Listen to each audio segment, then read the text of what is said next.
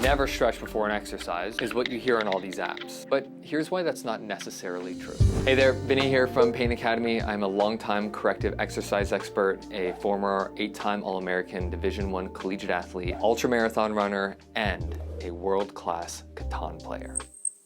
I made that last part up. My 12-year-old son still kicks my butt. But that's besides the point. I'm here to answer your most burning chronic pain, mobility, and other exercise questions because I want to help you live as pain-free of a life as you possibly can. Let's get into it. Erip asks, would you overall recommend static stretching after an activity or an exercise? There's two ways to answer this. Let's start off with a blanket statement of yes, I would recommend stretching after an exercise, solely for the reason that if we do static stretching, means holding a position for a certain period of time, there's no movement. What this tends to do is it down-regulates, it inhibits the neural activity. So think about you working out, you're very active, you're doing a lot of motion, and then when you bring yourself into a static position, you breathe, and we're sending these signals to the nerves and muscles to calm down.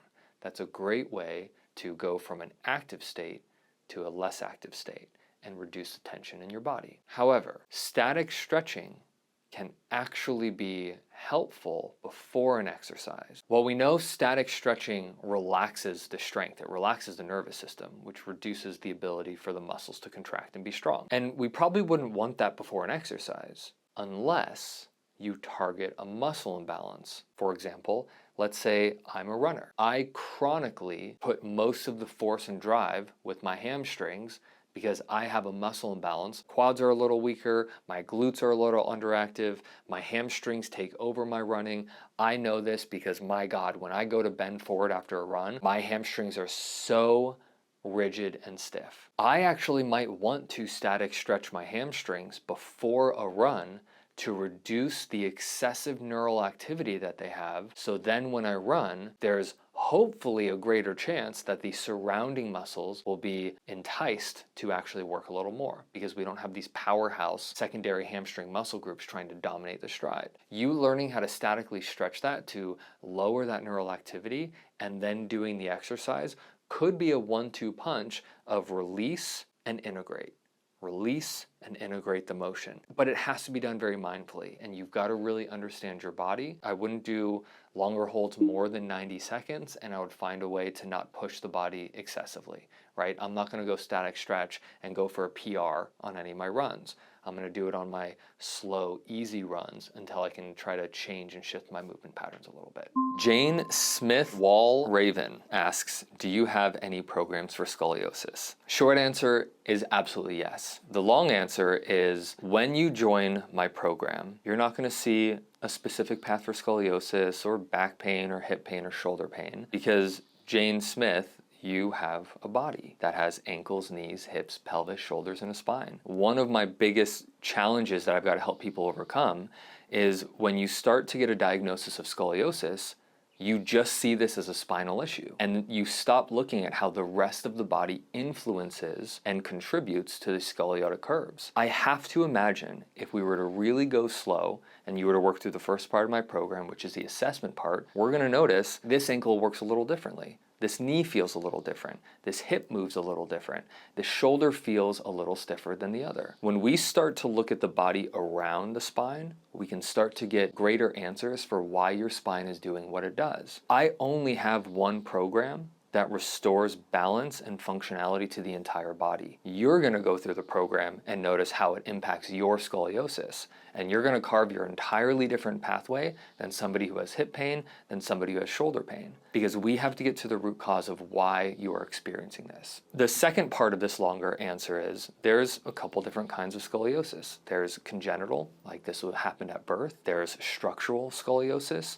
And then there's also functional and idiopathic, which is it's either muscle imbalance related, movement pattern related. Maybe the spine shifted because the right hip is incapable of rotating as well as the left. So the pelvis learned how to tilt, shift, and twist, and the spine is just reacting. Or maybe it's idiopathic, which is we don't know where it came from. And if we don't know where it comes from, though that can probably be initially frustrating at first, that's almost a green light for let's try this and see what kind of results we can get. Because that means we can kind of rule out structural. It means we can also rule out another type of scoliosis, which is neurological, typically seen in patients with cerebral palsy. So it depends on what kind of scoliosis you have. This program is typically great for people with idiopathic or functional scoliosis, or people whose bodies are responding heavily to hormonal changes. Doing a program like this to help calm down your nervous system and re-regulate it on a daily basis could help you adjust through these really pivotal hormonal changes that you're noticing are probably greatly influencing your experience with scoliosis. In summary, if you have scoliosis, this program can make a huge difference in your life. And how it's going to make that difference is by treating you as more than just a spine with curves, but a human being attached to that spine. Alulu Jarius 7127, amazing eyebrows.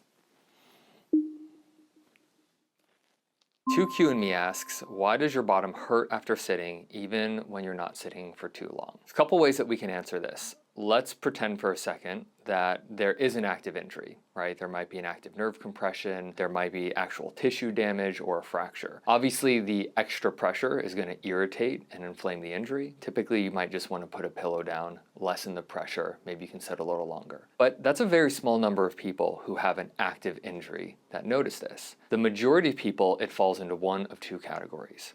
The first category is neuroplastic issues. We have a variety of nerves all throughout our body, and these nerves do multiple things, like some detect changes in temperature, like heat or cold. Some nerves detect pressure, like how I'm doing right now. My nerves are sensing that my body weight is on a chair, and they are sending this information to my brain. Some nerves detect changes in muscle length.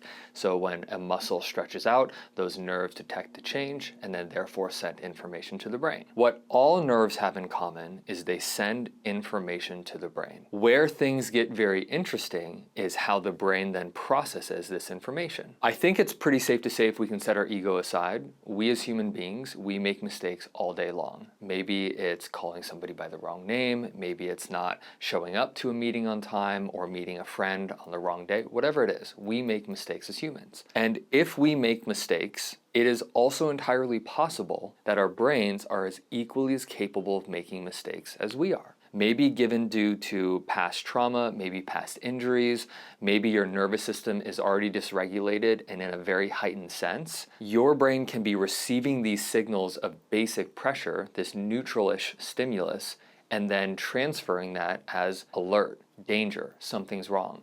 An easy way to understand that is if you're ever making a piece of toast and you burn it, the smoke alarm can go off. Though a smoke alarm is very useful in times of a fire, if you just have burnt toast, it's an excessive reaction to a very simple mistake or a very simple signal. And that's what we have to look at. So there could absolutely need to be a recalibration of the nervous system. And then the other bucket is mechanical. And maybe you're one of all three of these things. Maybe it's just more one or the other. A mechanical issue, we could just simply look at this in terms of a muscle imbalance. Let's say you've got a muscle imbalance between the back of your hips, like the glutes, and the front of your hips, like your hip flexors. Well, if you're using this body all day long and there's excessive tension signals being sent into your hips, I also have to imagine this person who writes this comment might also notice a lot of stiffness and tension in the hips. So already there's increased electrical neural activity within these muscle groups, just due to movement impairments, due to muscle imbalance, due to weakness. And then it comes time to put pressure on these muscle groups. They're already agitated, therefore sitting can create a painful experience. So basically, it's either coming from an active injury, which I'm sure you've probably already ruled out, it's coming from the brain misinterpreting those signals, or it's coming from mechanical issues like imbalance or movement problems. Addressing one or all three of these can make a massive difference in your life. Georgette Sacre says, if I have rheumatoid arthritis, should I follow your advice? When you look up treatment options for rheumatoid arthritis, you're going to find exercise as being one of the most effective treatment protocols for that. You've probably heard before, movement is medicine, but what does that actually mean? Every time we move, we get blood, oxygen, and nutrients to circulate our body. So if I go do a bunch of arm movements, you're gonna notice the muscles start to swell up a little bit because there's fresh blood and oxygen and nutrients being delivered to this area. But not only is there good stuff coming in, metabolic waste products like lactic acid, for example, are being flushed out. So when you move, you're having this bringing new life in and taking what is damaged and moving it out. As somebody who has rheumatoid arthritis or any chronic condition, learning how to do gentle, safe, effective motions can help rehabilitate an area, make it move a little bit easier, and help it feel a little better. This is why if there's swelling, the doctor who invented the rest, ice, compress, and elevate method has recanted what he said, because gentle exposure to movement is going to be far more effective with combating active injuries and swelling than just doing nothing and staying static. You've got these joints, this immune system is attacking your joints, it's creating a lot of damage and irritation, and one of the ways we can help is by helping you move a little bit easier. So think about, you've got probably more noticeable arthritis on one side than the other. Let's pretend for a second it's not identically even. The way you're gonna move is with compensation. You're gonna start to move one side of your body more than the other, which means one side's gonna be exposed to more stress, the other side's gonna be exposed to less stress. And over time, this compensation, though very natural, because you wanna move in as little of pain as possible, is gonna start to dictate our capacity to move. This means we start to slowly add movements to our do not do list. And what you're going to find is that the less you move, chances are the worse you feel over time. So where my program comes in is I start to put training wheels back on the body. We start to train your body and your mind that movement is safe again. It doesn't have to be huge, drastic ranges of motion. We're not loading up a bunch of weights on and stressing your body. It's already going through a lot of stress as is with this condition. What we're going to do is bring you down to the ground and ask you to do these really gentle, simple motions every day. Take these big, deep breaths, soothe your own body, develop these coping skills. Yes, movement can be a beautiful coping skill with any condition. And what we're going to find over time is, well, maybe we can't reverse this, right? Maybe this is just the cards that have been dealt to us. But what we can do is learn how to play that hand as well as possible. And that ultimately comes down to you learning how to take back control of your body and move and practice self-care every single day.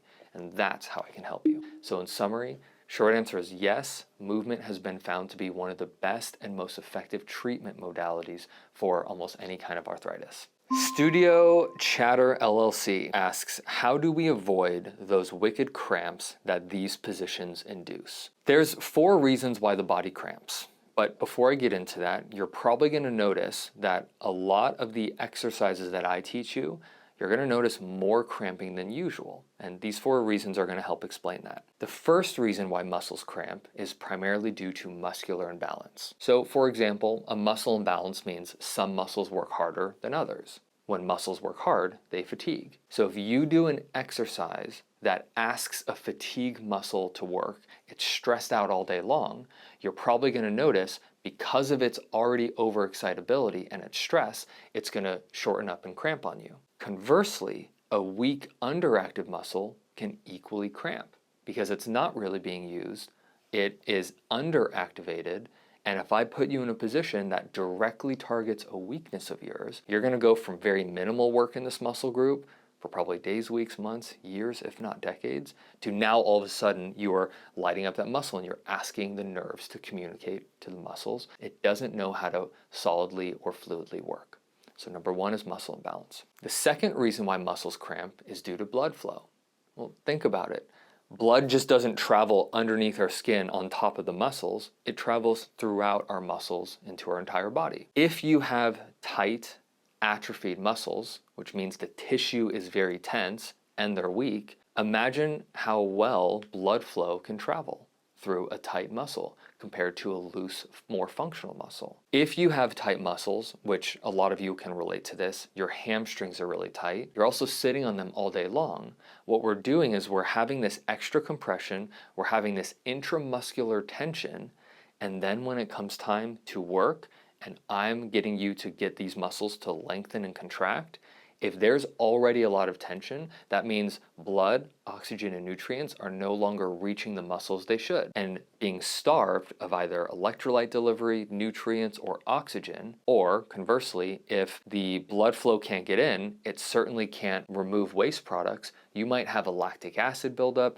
you might have metabolic waste products that build up, and this short circuits the muscle's ability to contract healthily and lengthen and relax healthily, therefore a cramp. The third reason why you run into cramps has to do with your nervous system. Your brain sends signals to your body to work. If you are one who is stressed out, maybe it's past trauma, maybe it's current issues, maybe you just hate your boss, you're in a really challenging relationship, just got through a big fight with somebody, for whatever reason, your nervous system is dysregulated quite often. And your brain is what helps control muscle function. Your brain can be sending erratic or excessive signals to your muscles when it comes time to move, because your baseline is already well above its normal level of activity. You're already on a high alert state. And when you're in a high alert state, does your body feel relaxed? No. What happens is that sympathetic nervous system, the fight, flight, freeze, gets activated.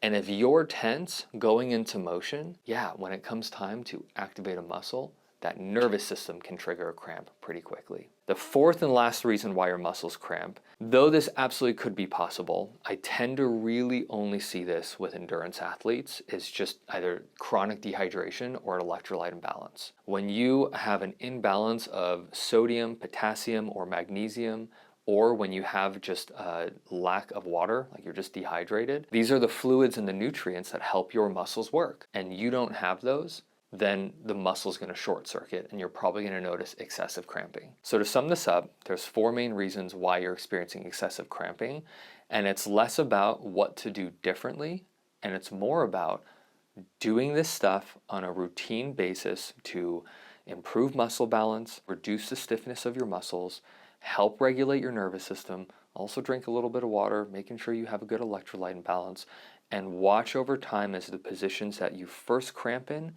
you start cramping less and less and less as your body regains function. Most problems like this are not problems to solve, they're problems that dissolve when you practice a consistent movement practice daily. Hope this helps. Joyful Skin _ Joy Vandenberg writes, Vinny, your program is fantastic. Your explanation of pain and the perception of it is profound. Better than that, what can be easily accomplished through Pain Academy is nothing short of miraculous. When I think of all the time and money I spent with chiropractic care and PT with nominal temporary results. First of all, thank you so much for writing this. This makes my day reading your experience of this program. Before you even thank me for this, you have to give yourself a huge pat on the back, because all I'm doing is laying down the path for you, but this doesn't work if you don't follow that path. That's what got the results. Notice how you learned how to participate in your own rescue here. And that's the biggest difference between what I teach and what a lot of other modalities do. There is a huge difference between active and passive therapy. Passive therapy is like bringing your body, so this person mentions PT and chiropractic, which can be absolutely helpful. However, if you're bringing your body to somebody so they can do work on you, how can you recreate those results tomorrow on your own? And the reality is that you can't. You have to keep going back to keep getting the help. And when you stop going, that's typically when we stop receiving the benefits of it. So what this person experienced is taking a different path towards active therapy, which is you learning how to do the work, you learning how to show up, you learning how to listen to the language of your body, you learning how to change how your brain processes sensations, and how to actually say yes to self-care every day. And when you can do that, the results compound instead of you just waiting to book endless appointment after appointment after appointment. There is a world in which passive and active therapy can work really well together. I've got no hate on passive therapies. I did that for 5 years. However, I'm in the position of people coming to me when that stuff doesn't work. So I have a pretty extreme bias, not only with breaking my back and seeing what the typical procedure is for injuries, I've also seen what happens when people really learn how to take control of their own therapy process and put themselves back into the driver's seat. And to me, that is where the real day-over-day compounding results come, and this person experienced just that. So great job, Joy. And that's all the time I have for today. I hope you learned one valuable thing about chronic pain or your body that you can take moving forward. And if you want me to address your question in the next Q&A video, please leave it below.